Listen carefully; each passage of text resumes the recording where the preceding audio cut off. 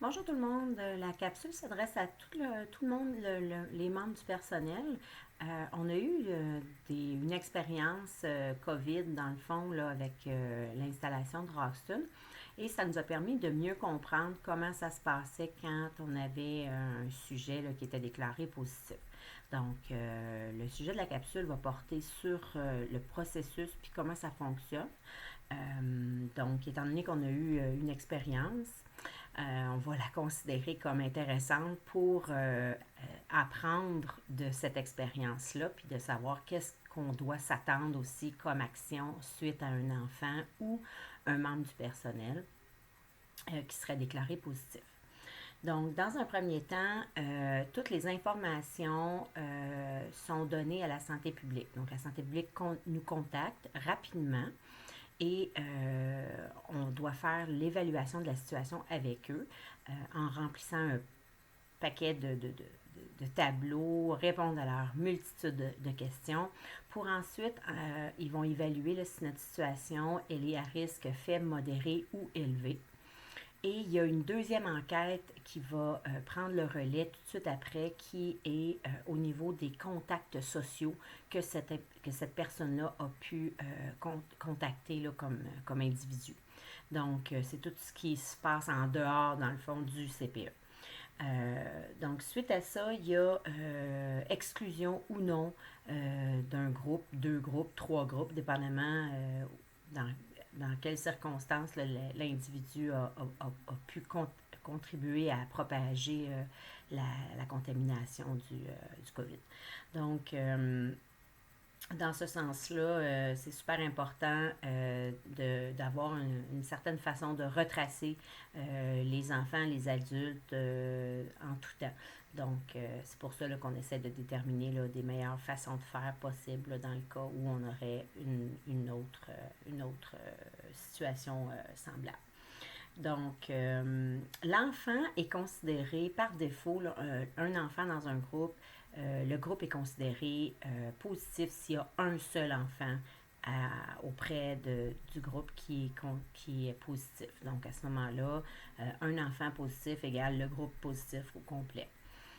Pour les éducatrices, c'est différent. Étant donné qu'elles portent leurs équipements de protection individuelle, elles ne sont pas considérées à risque élevé, même modéré, c'est vraiment considéré risque faible. Donc, une éducatrice n'est pas automatiquement mise en isolement s'il y a un cas dans son groupe.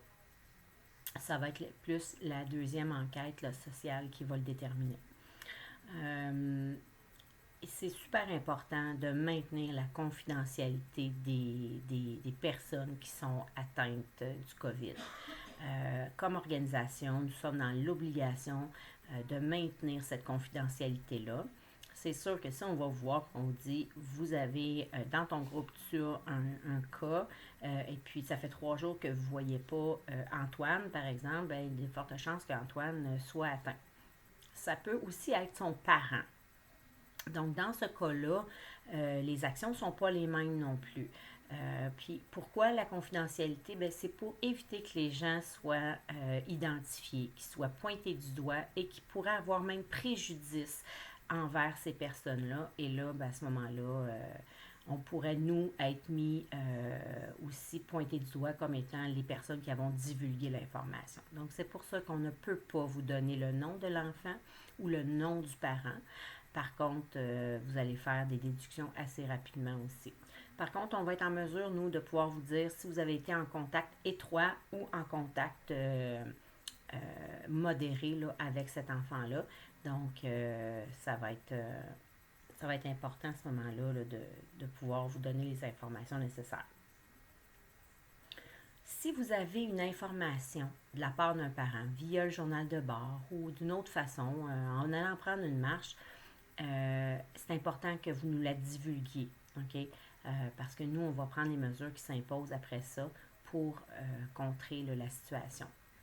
Euh, donc, c'est pas mal, puis même entre nous, là, éviter de se dire c'est qui les gens qui sont positifs. On ne doit pas les divulguer en aucun temps.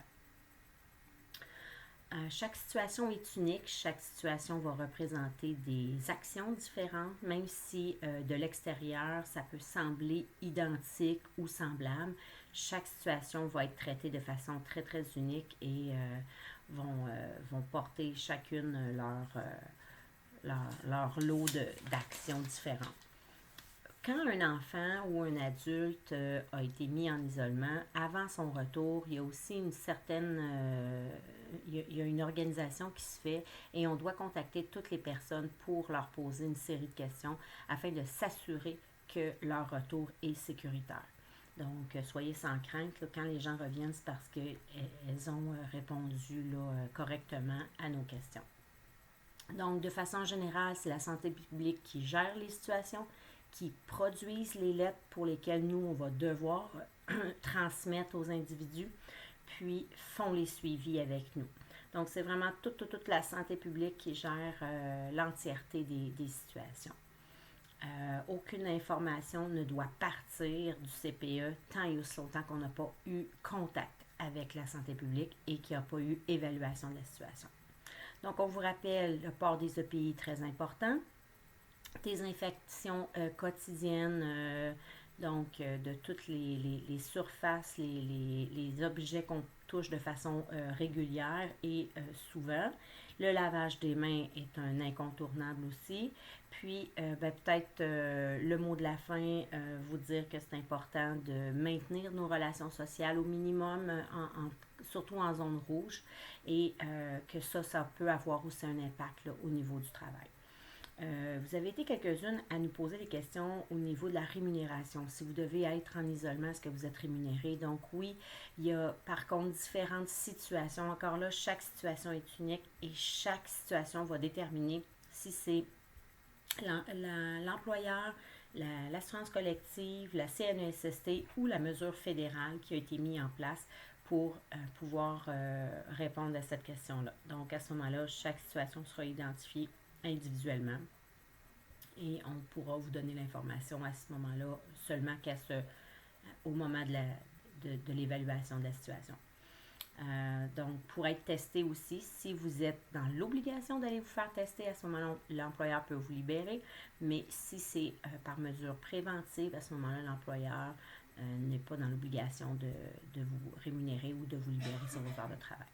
Donc, en espérant que cette petite capsule vous aura permis d'avoir un meilleur éclaircissement, si vous avez des questions, n'hésitez pas, venez nous rencontrer, soit moi ou Manon, puis on va pouvoir répondre du mieux possible à vos questions. Merci, bonne fin de journée.